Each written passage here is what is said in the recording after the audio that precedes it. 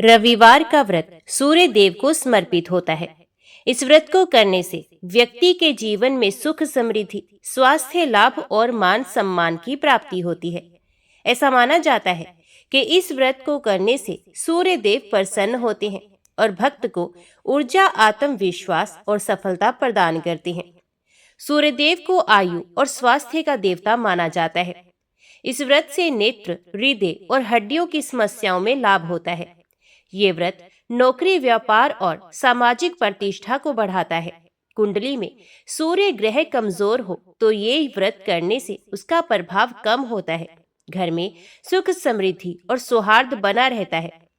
पौराणिक कथा के अनुसार प्राचीन काल में एक वृद्ध महिला थी जो बहुत गरीब थी।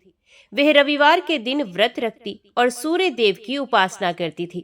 एक दिन सूर्य देव ने उसकी परीक्षा लेने के लिए एक साधु का रूप धारण किया और उससे भोजन मांगा।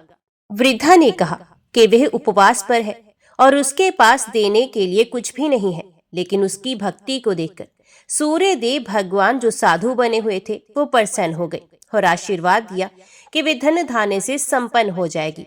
कुछ ही दिनों में उसके घर में समृद्धि आ गई और उसकी गरीबी दूर हो गई।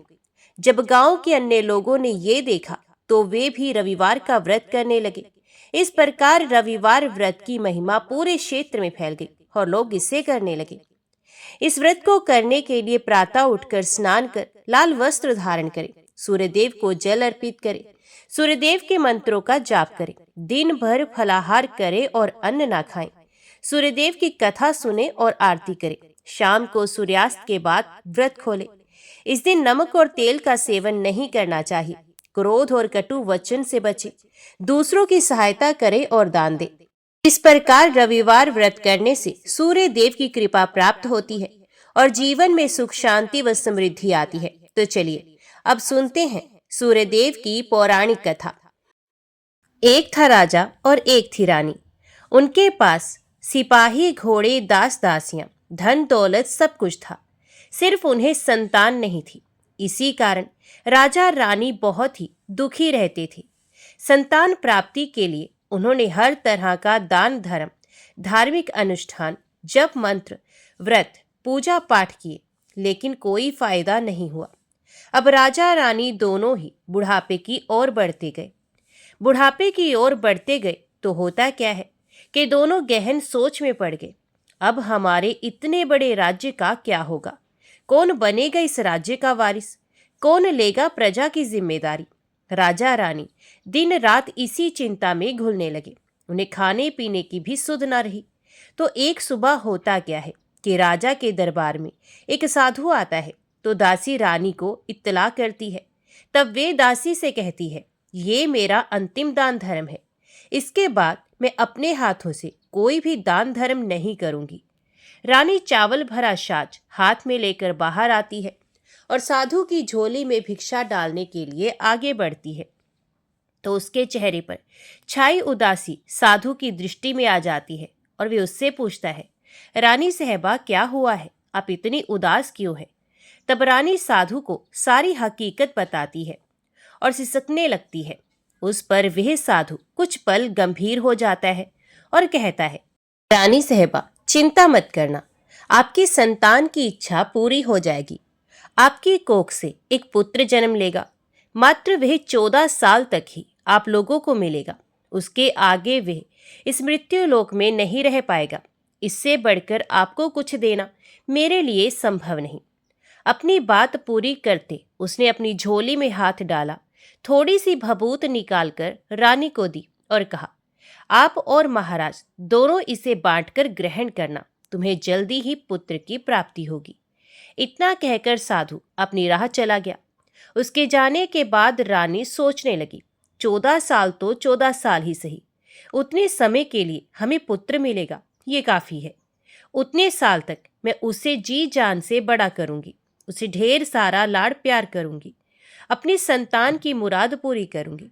उस रात अपना सारा राज काज खत्म करके राजा जब रानी के महल में गए तो रानी ने क्या किया कि राजा को सारी बात बताई और साधु की दी भभूत राजा को दिखाकर बोली, साधु महाराज ने ये भभूत हम दोनों को ग्रहण करने के लिए कहा है। तो राजा बोले, इतना दान धर्म किया, जप तप किया, कोई फल नहीं मिला, अब इस भभूत से हमें संतान प्राप्ति होगी क्या? उस पर रानी बोली, जब इतना सब कुछ किया तो अब ये भी सही, खामखा उस साधु के क्रोध को क्यों बुलावा दे। राजा को अब किसी पर विश्वास नहीं था, लेकिन पत्नी को दुख न पहुंचे इसलिए वह राजी हो गया। राजा राजी हो गया तो फिर क्या होता है कि राजा रानी दोनों नहाते धोते हैं, फिर अपने भगवान का नाम स्मरण करते हैं, अपने पुरखों को स्मरण करते हैं और उस साधु महाराज का नाम स्मरण करके वे भभूत बांटकर दोनों खाते हैं। उसके बाद दोनों निश्चिंत होकर सो जाते हैं। तो कुछ दिन गुजर जाते हैं और साधु द्वारा कहे अनुसार रानी गर्भवती हो जाती है। उस पर राजा रानी दोनों की खुशी गगन में नहीं समाती। राजा रानी से बोला, महारानी, सचमुच साधु महाराज की कृपा हो गई। तो 9 माह 9 दिन और 9 घंटे पूरे होकर रानी ने एक सुंदर गोरे पुत्र को जन्म दिया। राजा ने बड़ी धूमधाम से पुत्र का नामकरण संस्कार किया। सारे राज्य में 8 दिन तक अन्न संतर्पण रखा, उत्सव मनाया गया। अब पुत्र की कुंडली देखने के लिए राज्य के सबसे विद्वान पंडित जी को बुलवाया। तो कुंडली देखकर पंडित जी बड़े चिंतित हो गए और कहने लगे, महाराज, हमारा राजपुत्र सिर्फ 14 साल तक हमारे पास रहेगा। राजा को इस बात की भनक थी, रानी को भी साधु महाराज की बात याद थी। दोनों चुप रह जाते हैं। उसके बाद राजा और रानी बड़े लाड़ प्यार से बेटे की परवरिश करते हैं, उसकी हर ख्वाहिश को पूरा करते हैं। थोड़े समय के लिए ही सही, भगवान ने संतान की अपनी मुराद पूरी कर दी, इसी से वे समाधान मानते हैं। राजपुत्र दिन प्रतिदिन बड़ा होता है। जब वे 7 साल का हो जाता है तो राजा एक अच्छे गुरु की नियुक्ति करके उसे पढ़ाई लिखाई, राजशास्त्र, शस्त्र विद्या, घुड़सवारी इत्यादि 12 विद्याओं का शिक्षण देते हैं। जब वह सब शस्त्र विद्या में पारंगत हो जाता है और 12 साल की उम्र का हो जाता है, तब एक अच्छी सी राजकन्या को खोजकर उसकी शादी कर देते हैं। तो 2 साल और बीत जाते हैं। बेटा 14 साल का हो जाता है। एक दिन राजपुत्र राजा से बोलता है, पिताजी, मैं अपना सारा राज्य घूमकर देखना चाहता हूँ। आज तक मैंने सिर्फ इस राजवाड़े के अतिरिक्त कुछ नहीं देखा है। बेटे की बात सुनकर राजा चिंतित हो जाता है, क्योंकि पुत्र का 14वां साल शुरू हुआ था। अब कोई अनहोनी होने का वक्त नजदीक आ पहुंचा था।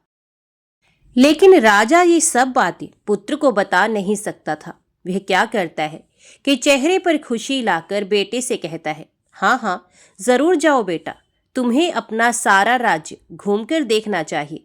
कहाँ क्या है ये सब जानना चाहिए। कल मेरे बाद तुम्ही को तो राजा बनना है। मात्र एक बात का ध्यान रखें, तुम जहाँ जा रहे हो, क्या कर रहे हो, ये बात अपनी पत्नी को नहीं बताना।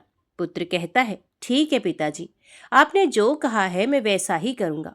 तो होता क्या है कि राजपुत्र दिन भर अपनी पत्नी के साथ मौज मस्ती करता है, खुशियाँ मनाता है और रात को ठीक 12 बजे बिस्तर से उठकर बाहर चला जाता है। फिर पो फटने से पहले वापस अपने महल में आकर सो जाता है। ऐसे बहुत दिनों तक चलता रहा। अब पुत्र का 14वां साल खत्म होने में कुछ दिन ही बाकी रहते हैं। इतने में क्या होता है कि उसकी पत्नी यानी छोटी रानी रात में जाग जाती है। वे देखती है कि बिस्तर पर राजपुत्र नहीं है। वे महल में सब जगह देखती है तो राजपुत्र कहीं भी नजर नहीं आता। तो वे क्या करेगी, किससे कहेगी? वे चुपचाप रहती है। फिर भोर होने पर वे देखती है कि उसका पत्नी अपनी जगह पर ही सोया हुआ है। वे पति से कुछ नहीं पूछती। लेकिन दूसरी रात भी वैसे ही होता है, तीसरी रात, चौथी रात, ऐसे बहुत दिन तक चलता है। रानी बहुत ही चिंतित हो जाती है। पति रात को जाता कहाँ है, किससे मिलने जाता है? उसको मन में ढेर सारे सवाल उठते हैं, लेकिन उसे पूछने में उसे डर लगता है। शायद पति गुस्सा कर बैठे। सास ससुर से पूछने के बारे में सोचा तो उसकी कुल मर्यादा बीच में आ जाती है। तो इस तरह मन ही मन वे कुढ़ती रहती है। इस हालत में उसे खाने पीने में भी दिलचस्पी नहीं होती। वे दुबली पतली हो जाती है। तो उस राज्य में फूल बेचने वाली एक बूढ़ी मालिन थी। वे हमेशा छोटी रानी को फूल देने के लिए उसके महल में आती थी। उस बुढ़िया का ध्यान छोटी रानी पर जाता है। वे उससे पूछती है, बेटी, तुम्हें किस बात का दुख है? तुम इस तरह सूख कर कांटा क्यों बनी हो? उस पर रानी कहती है, क्या बताऊं तुम्हें अम्मा, तुम्हारा राजपुत्र हर रात बिस्तर पर से उठकर कहीं चला जाता है और सुबह भोर होते ही वापस आकर सो जाता है। वे कहाँ जाता है? प्रेमिका से मिलने जाता है क्या?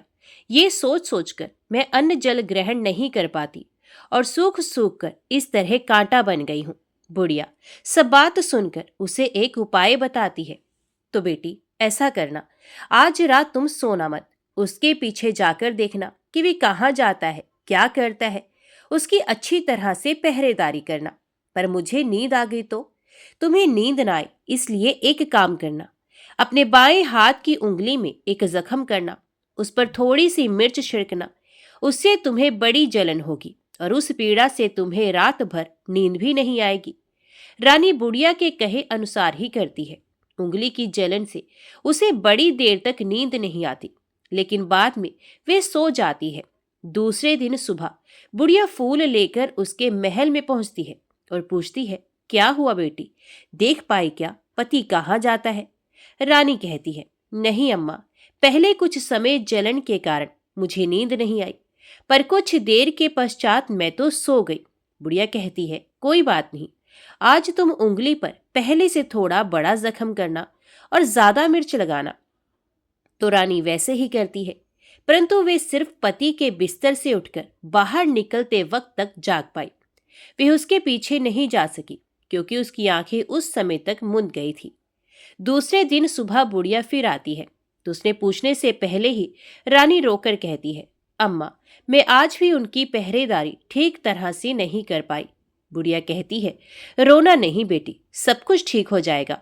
तुम आज रात जख्म और बड़ा करना और उस पर ज्यादा मिर्च लगाना, और एक काम करना, वे जब जाने के लिए निकलता है तो उसका रास्ता रोकना। बुढ़िया ने जैसा बताया रानी वैसा ही करती है। आज रात उसे नींद नहीं आती। पति रात 12 बजे बिस्तर से उठकर जब महल से निकलने के लिए चलने लगता है तो वह बुढ़िया ने जैसे बताया वैसे ही करती है। दौड़कर जाकर पति का रास्ता रोकती है और कहती है, कहाँ जा रहे हो, किससे मिलने जा रहे हो, मुझे सब बताओ। राजपुत्र उसे समझाने की बहुत कोशिश करता है, देखो, अगर मैंने तुम्हें वह बताया तो मैं तुम्हें दोबारा नहीं मिल पाऊंगा। कोई बात नहीं, ना मिल पाओ, लेकिन आप रात के समय कहाँ जाते हो ये मुझे पहले बता दीजिए। राजपुत्र निरुपाय हो जाता है। पत्नी की जिद के आगे उसकी एक नहीं चल पाती। ठीक उसी समय उसका 14वां साल खत्म होकर 15वां साल लगने वाला था। जो होता है वह हो जाने दो, वे सोचता है, और कुछ चावल मंत्रों से सिद्ध करके पत्नी को देकर कहता है, इन चावलों के दानों को दोनों हाथों की मुट्ठी में पकड़ना। पहले दाएं हाथ में पकड़े चावल मेरे ऊपर फेंकना, मैं कौन हूं तुम्हें पता चल जाएगा। बाद में बाएं हाथ में पकड़े चावल मेरे ऊपर फेंकना, मैं जैसा था तुम्हें मिल जाऊंगा। लेकिन यदि तुम बाएं हाथ के चावल मेरे ऊपर फेंकना भूल गई तो मैं तुम्हें कभी नहीं मिल पाऊंगा। रानी ने कहा, नहीं भूलूंगी। रानी बड़े आत्मविश्वास के साथ कहकर दाएं हाथ में पकड़े चावल पति के ऊपर फेंक देती है तो राजपुत्र एकदम एक विशाल घोड़ा बन जाता है। एकदम उम्दा, सफेद, गर्दन पर लंबी अयाल। देखते ही देखते वे तेजी से दौड़ने लगता है। रानी उस घोड़े को एकदम भौचक्की होकर देखने लगती है और पति ने बाएं हाथ के चावल फेंकने की जो बात कही थी वे भूल जाती है। उसकी आंखों के सामने घोड़ा महल से बाहर निकलकर चला जाता है। घोड़ा जो महल से बाहर जाता है तो वापस नहीं आता। अब रानी को बड़ा पश्चाताप होता है। वे स्वयं को कोसने लगती है, लेकिन अब उसका कोई फायदा नहीं होने वाला था। राजपुत्र अब वापस नहीं आने वाला था। सुबह होते ही महाराजा महारानी को सब बात पता चलती है। उन्हें बहुत दुख होता है। वे बिस्तर पकड़ते हैं और राह देखते हैं कि एक दिन उनका बेटा वापस आ जाए। इस तरह 1 महीना गुजर जाता है, 2 महीने गुजरते हैं, 3 महीने गुजर जाते हैं, आखिर 6 महीने पूरे होते हैं। राजपुत्र का कोई अता पता नहीं लगता। प्रधान राजपुत्र को ढूंढने के लिए राज्य के गांव-गांव सिपाही भेजता है। लेकिन उन्हें कोई सफलता नहीं मिलती। इधर रानी अपनी हठ के कारण पति गायब हो गया ये सोचकर स्वयं को मन ही मन कोसती है और प्रण लेती है कि कुछ भी करके पति को ढूंढ के लाएगी और उसे वापस घर लेकर आएगी। एक दिन वे सुबह उठकर सास ससुर के महल में जाती है और कहती है कि मैं अपने पति की खोज में जा रही हूँ। महाराजा महारानी को और क्या चाहिए था, कुछ भी करके उनको बेटा उन्हें वापस मिलना चाहिए था। वे बहू को जाने की अनुमति देकर कहने लगे, बेटी तुम्हें जो चाहे वो करो, जहां जाना है वहां जाओ, लेकिन हमारे बेटे को वापस लेकर आओ, भगवान तुम्हें कामयाबी दे। अब रानी क्या करती है कि अपना शाही वेश बदलकर एक सेठानी बन जाती है। कुछ दास दासियों को, कुछ नौकरों को साथ में लिया, कुछ सामान साथ लिया और राज्य की सीमा पर जाकर वहां एक भोजनालय खोल दिया। वहां आने वाले सब यात्रियों को खाना मुफ्त में देने लगी। मात्र एक शर्त रखी कि खाने वाले को उसकी देखी कोई अजीब चीज उसकी मालकिन को यानी राजकन्या को बतानी पड़ेगी। तो वहां आने वाला हर नागरिक अपनी तरफ से मैंने ये देखा, मैंने वह देखा, ये कहकर वहां से मुफ्त खाना खाकर जाता था। परंतु रानी को जो बात चाहिए थी वे अब तक नहीं मिली थी। ऐसे ही कुछ दिन और बीत गए। तो इधर क्या होता है कि रानी के महल फूल लेकर जाने वाली बुढ़िया के एक बेटा और बहू थे। उनका एक छोटा बेटा था, यानी बुढ़िया का एक पोता था। तो बेटा और बहू सुबह काम के लिए निकलते थे, तो पोते को संभालने की जिम्मेदारी बुढ़िया पर रहती थी। बुढ़िया दिन भर पोते को संभालती थी। एक दिन होता क्या है कि बुढ़िया को पान खाने की आदत थी, तो पान लगाने के लिए चूना चाहिए था। वे उसे तैयार करने के लिए सीपियां लेकर आई। इन सीपियों को भूनने के लिए गोबर के कंडे चाहिए थे। कंडे इकट्ठा करने के लिए वे बांस की टोकरी लेकर चरवाहे के मैदान में गई। वहां बहुत सारे कंडे थे। उन्हें जमा करते करते उसे घर आने में अंधेरा हो गया। इस ओर शाम होते ही काम से वापस बेटा बहू घर पहुंचे तो देखा कि बच्चा घर पर अकेला है और रो रहा है। वे दोनों गुस्से से लाल पीले हो गए। इतने में बुढ़िया घर आ गई। बेटा ने पूछा, पोते को घर अकेला छोड़कर कहाँ गई थी? बुढ़िया बताने लगी कि मैं गोबर के कंडे इकट्ठे करने गई थी। इस पर बेटा बोला, दोबारा बच्चे को अकेला घर पर छोड़कर यदि कहीं गई तो मैं तुम्हें बहुत पीटूंगा। बुढ़िया कहने लगी, नहीं बेटा, फिर कभी ऐसा नहीं करूंगी। लेकिन दूसरे ही दिन बुढ़िया ये बात फिर से भूल गई और फिर चरवाहे के मैदान पर कंडे इकट्ठा करने चली गई। शाम को जब बेटा बहू काम से वापस लौटे तो देखती हैं कि बच्चा घर पर अकेला है और रो रहा है। अब उसके बेटे की सहन शक्ति खत्म होने लगी और बुढ़िया के वापस आने पर उसे घर से निकाल दिया। बुढ़िया रात भर घर के बाहर अंधेरे में बैठी रही और सुबह होते ही हाथ में टोकरी लेकर कंडे इकट्ठा करने के लिए निकल गई। उस दिन उस पर कंडे इकट्ठे करने का मानो पागलपन सवार था। कंडे इकट्ठे करते करते कब अंधेरा छा गया उसे मालूम ही नहीं चला। उसे जब ध्यान आया तो गांव का रास्ता भी ठीक तरह से दिखाई नहीं दे रहा था। वे अंधेरे में आंखें फाड़कर देखती देखती किसी तरह आगे निकल पड़ी। तो होता क्या है कि एक कपिला गाय छन छन की आवाज करती, गले की घंटी बजाती ठुमक कर उस मैदान पर गई। उसे देखकर बुढ़िया सोचने लगी कि इस गाय के पीछे पीछे जाऊंगी तो गांव तक पहुंच जाऊंगी। तब बुढ़िया उसके पीछे पीछे जाने लगी। वे गाय क्या करती है कि उस मैदान से लेकर एक एक करके 6 मैदान पार करती है। आखिर में वे 7वें मैदान तक पहुंचती है। तो वहां क्या होता है कि उस मैदान पर एक बड़ा सा पत्थर है। गाय जाकर उस पत्थर को अपना सींग मारती है। सींग मारा तो वे पत्थर दूर हट गया और पाताल में नीचे जाने की सीढ़ियां दिखाई देने लगी। तब वे गाय उन सीढ़ियों से नीचे जाने लगी। बुढ़िया वे सब देखती रही और झट जाकर गाय की पूंछ को पकड़ लिया। पूंछ पकड़कर वे गाय के साथ नीचे पाताल में पहुंच गए। पाताल में पहुंचते ही तुरंत गाय की पूंछ छोड़ दी और इधर उधर देखने लगी। वहीं से बुढ़िया ने देखा कि पाताल में सब जगह जगमगाहट है, दिया दीप जलते हैं और तेज रोशनी गाय के ऊपर पड़ती है और वहां अद्भुत घटनाएं घटने लगी। गाय के नीचे जाते ही उसके गले में अपने आप सांकल पड़ गई और छमछम करके कोई दुधाड़ी में गाय का दूध दुहाने लगी। लेकिन जो कोई भी ये कर रहा था वे मात्र दिखाई नहीं दे रहा। बुढ़िया बहुत घबरा गई, कहाँ आकर फंस गई। वे सोचने लगी और यहाँ वहां छिपने के लिए जगह ढूंढने लगी, लेकिन उसे कहीं भी जगह नहीं मिली। हर जगह उजाला ही उजाला था। तो वे यूं एक कोने में खड़ी रह गई और जो कुछ सामने हो रहा था उसे चुपचाप देखने लगी। कुछ पल के बाद वहां झट से एक उम्दा सफेद घोड़ा आया। वहां 2 कुंड थे, उसमें से एक कुंड में उस घोड़े ने छलांग लगाई और ऊपर आ गया। अब उसे राजपुत्र का रूप प्राप्त हो गया। राजपुत्र बनने के बाद उसने दूसरे कुंड के पानी में स्नान किया। वहां रखे गए नए कपड़े पहने। नजदीक ही एक सुंदर पलंग था, उस पर आकर वे बैठ गया। उसके सामने अपने आप 5 पकवानों की थाली आ गई। दूध की एक प्याली आ गई, पान सुपारी आ गई। उसके सामने एक दिया जलता रहा। राजपुत्र ने खाना खाया, दूध पिया, पान सुपारी खाया और बिस्तर पर लेट जाने से पहले सूर्यदेव का स्मरण करके सामने जलते दिए से पूछा, दिए दिए दीपंकर, मेरे माता पिता क्या कर रहे हैं? दिया बताने लगा, बेटे के शोक में डूबे हैं। राजपुत्र ने पूछा, राज्य कौन संभाल रहा है? तो दिया बोला, राज्य प्रधान संभालता है।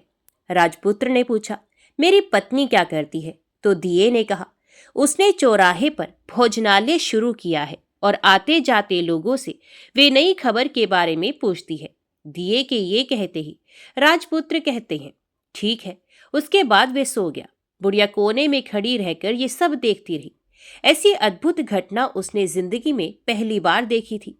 उसे अंदर ही अंदर चुलबुलाहट होने लगी। वे अपनी भूख प्यास भूल गई और आगे क्या होता है कि वे बेचैनी से सब कुछ देखने लगती है। लेकिन उसके बाद और कुछ घटनाएं नहीं घटती। रात गुजर गई और सुबह हो गई। सुबह होने पर पलंग पर सोया राजपुत्र उठा और फिर से पहले वाले कुंड में छलांग लगाई। तो अब वे फिर से घोड़ा बनकर कुंड से बाहर आ गया। बाहर आते ही वे तेजी से उस पाताल नगरी से बाहर निकल गया। लेकिन वे कहाँ गया, बुढ़िया को कुछ पता नहीं चला। उसके बाद पिछली रात की तरह कोई उस गाय का छमछम करके दूध दोहने लगा। जैसे ही दूध दोहाना खत्म हुआ, उसके गले की सांकल अपने आप खुल गई और वह गाय तेजी से ऊपर जाने वाली सीढ़ियों की ओर भागने लगी। गाय को दौड़ते देखकर बुढ़िया सोचने लगी, अब गाय के साथ यहाँ से ऊपर जाना ही समझदारी है, नहीं तो कोई मुसीबत आकर मेरे ऊपर टपक जाएगी। झट से उसने गाय की पूंछ पकड़ ली और गाय के साथ ऊपर आ गई। गाय जब ऊपर मैदान में पहुंची तो सुरंग का रास्ता अपने आप बंद हो गया और उसके मुंह पर एक बड़ा सा पत्थर पूर्वत खड़ा हो गया। ऊपर आकर वह गाय जंगल की ओर निकल गई तो इधर बुढ़िया एकदम बावली सी गई। उसने पाताल नगरी में जो कुछ देखा वे जल्द से जल्द किसी को बताने के लिए उतावली हो उठी। उसे एकदम याद आया कि नगर की सीमा पर कोई औरत भोजनालय चलाती है और नई बात बताने वाले को अच्छा खाना पीना मुफ्त में देती है। और वे सोचने लगी, क्यों ना मैं ये बात उस औरत को जाकर बताऊं। यदि उसे ये बात पसंद आ गई तो बाकी जीवन खाने पीने की झंझट से मुक्ति मिलेगी। बुढ़िया ने मन में तय किया और तुरंत उस भोजनालय के द्वार पर टंगे नगाड़े के सामने खड़ी हो गई और जोर जोर से नगाड़ा बजाना शुरू कर दिया। नगाड़े के इस तरह शोर सुनकर मालकिन यानी कि छोटी रानी मन में प्रसन्न हो जाती है कि शायद कोई बड़ी बात लेकर यहाँ आया है। रानी सिपाहियों को आदेश देती है, जाइए और जो कोई आया है उसकी अच्छी खातिरदारी कीजिए। आदेश पाते ही सिपाही नीचे दौड़ गए तो एक बुढ़िया नगाड़ा बजा रही थी। उन्होंने पूछा, क्यों री बुढ़िया, क्या हुआ, क्यों नगाड़ा बजा रही हो? तो बुढ़िया बोली, कुछ नहीं बेटा, यहाँ खाना मिलता है ना, इसलिए आई हूँ। खाना चाहिए, मिलेगा, लेकिन तुझे कोई बात बतानी पड़ेगी। हाँ बताऊंगी, एक बात मालूम है मुझे। इस पर सिपाही उसे अंदर लेकर आए। उनको मालकिन का आदेश था कि जो कोई बूढ़ा बुजुर्ग वहां आए उनके साथ अच्छी तरह पेश आना, उनका अच्छा आदर सत्कार करना। तो सिपाही ने उस बुढ़िया का भरपूर आदर आतिथ्य किया। उसे बड़ी सी थाली भरकर व्यंजन परोसते हैं। बुढ़िया कुछ दिनों से भूखी थी, ये खाने पर टूट पड़ी। खाना खाने के बाद सिपाही ने उसे नई साड़ी पहनने को दी। उसके बाद उसे लेकर रानी के पास आए। बुढ़िया और रानी ने तुरंत एक दूसरे को पहचान लिया। बुढ़िया बोली, बेटी तुम, और रानी बोली, अम्मा तुम। बड़ी देर तक दोनों भांति भांति की बातें करती रही। आखिर कुंवरनी बुढ़िया से कहने लगी, अम्मा, अब बताओ तुमने क्या नई बात देखी है? नई बात? मैंने कोई नई बात नहीं देखी है। वे तो मेरे पास तुम्हें देने के लिए खाने के पैसे नहीं थे, इसलिए मैंने झूठ कहा और नगाड़ा बजाया। रानी ने कहा, अम्मा घबराना नहीं, मैं किसी को तुम्हारा नाम नहीं बताऊंगी। फिर भी बुढ़िया मैंने क्या देखा, कब देखा करके आनाकानी करने लगी। इस पर रानी ने उससे कहा, देखो अम्मा, यदि तुमने मुझे वह नई बात बताई तो जिंदगी भर मैं तुम्हारी देखभाल करूंगी, तुम्हें रानी माता की तरह रखूंगी। अब बुढ़िया बताने को तैयार हो गई। उसने जो कुछ उस चारगाह वाले मैदान पर देखा था वे सब कुछ रानी को बता दिया। बुढ़िया की ये बातें सुनकर रानी को यकीन हो गया कि वह राजपुत्र उसी का पति है। वे तुरंत बुढ़िया से कहने लगी, अम्मा मुझे उस जगह पर ले चलो।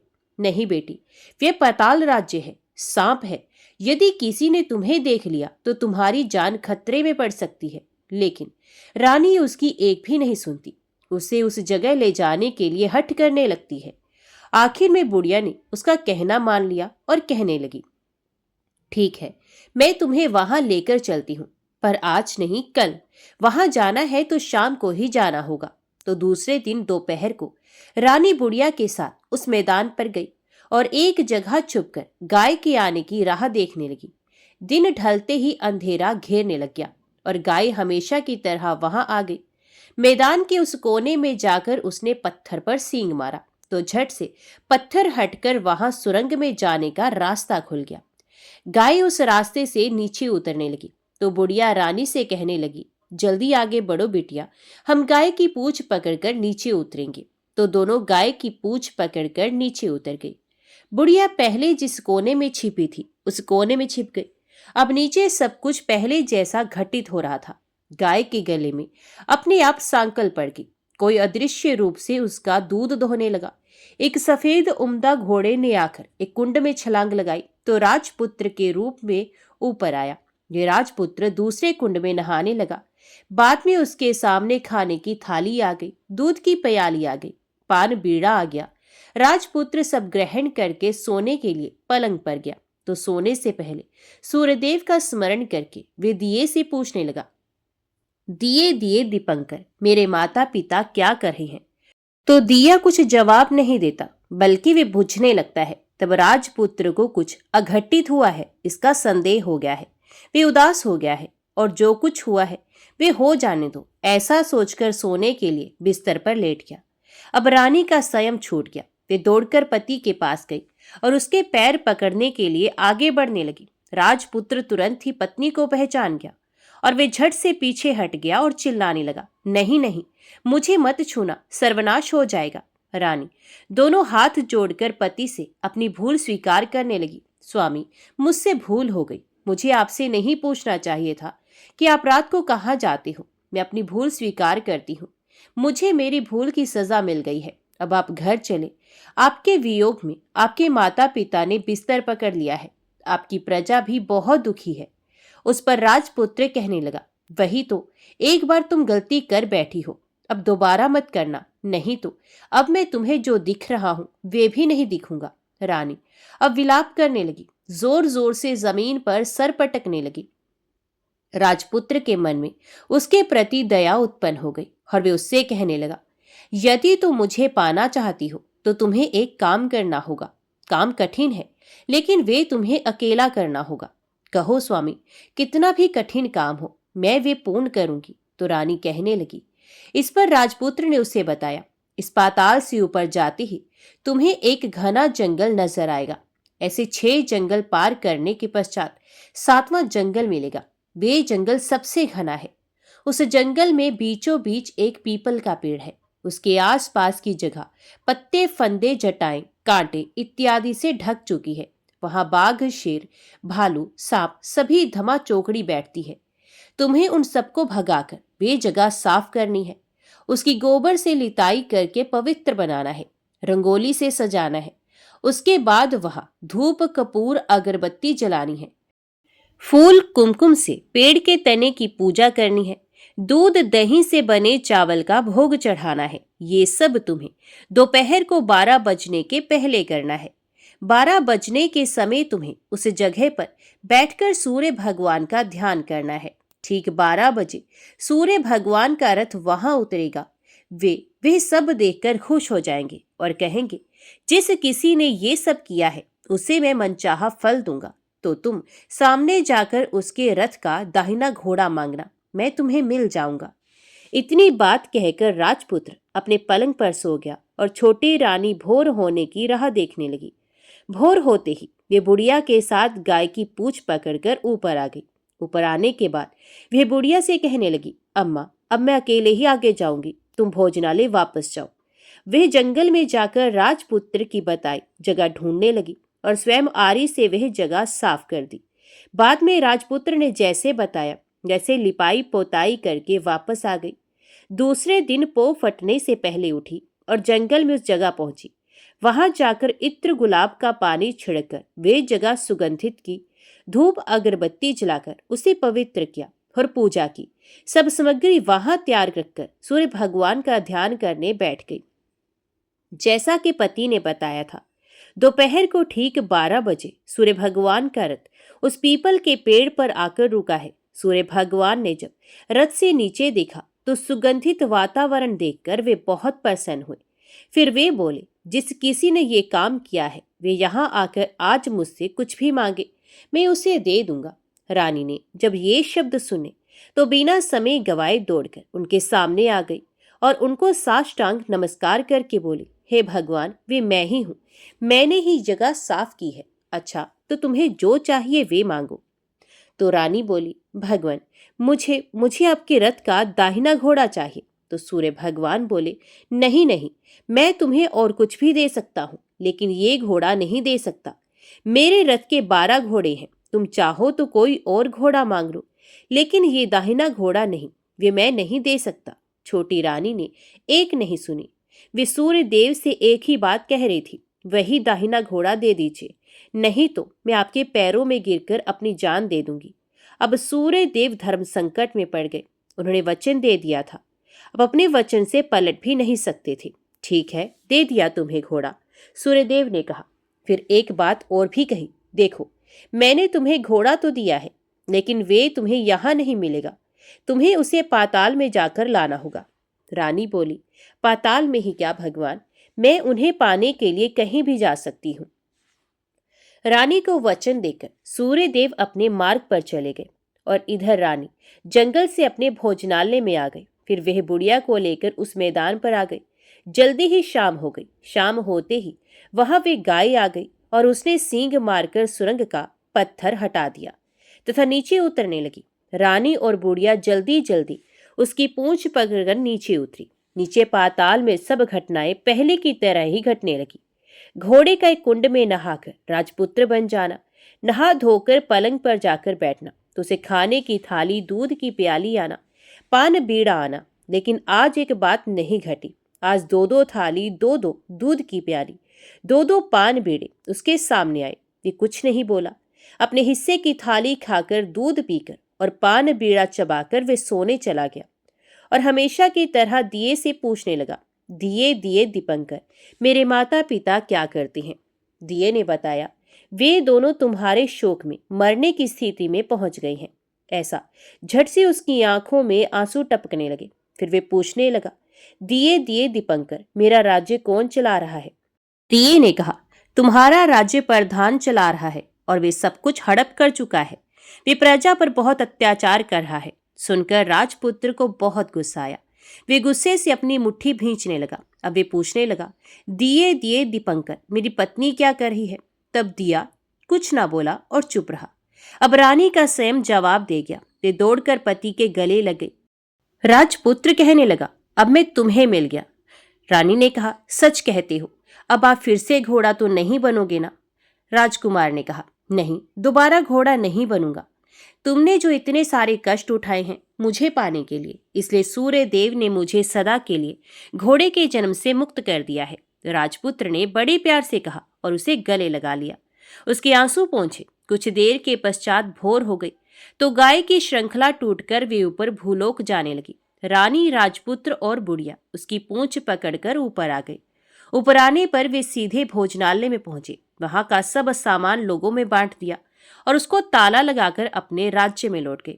राजपुत्र वापस आता और उसके तेवर देखकर प्रधान घबरा गया। राजपुत्र ने उसे बंदी बनाकर कैदखाने में डाल दिया और राज्य की वागडोर अपने हाथ में ले ली।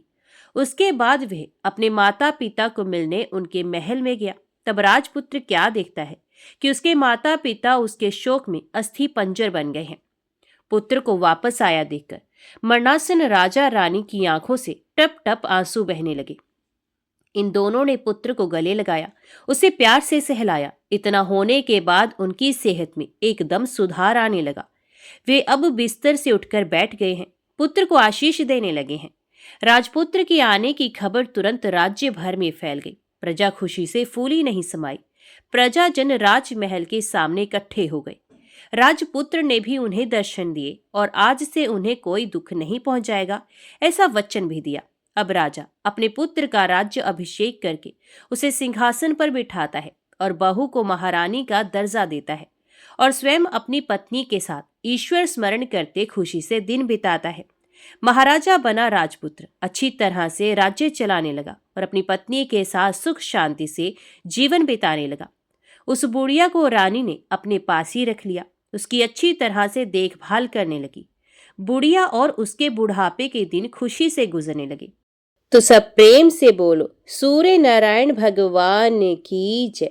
आज की वीडियो में इतना ही। उम्मीद करती हूँ वीडियो आपको पसंद आई होगी। वीडियो पसंद आई हो तो वीडियो को लाइक और चैनल को सब्सक्राइब जरूर कीजिएगा। जय सूर्यदेव लिखकर कमेंट बॉक्स में अपनी हाजिरी और अपने सुझाव देना ना भूलेगा। तो मिलते हैं अगली कथा अगली वीडियो के साथ। तब तक के लिए देखते व सुनते रहिए। जय मां कंचक, जय माता दी।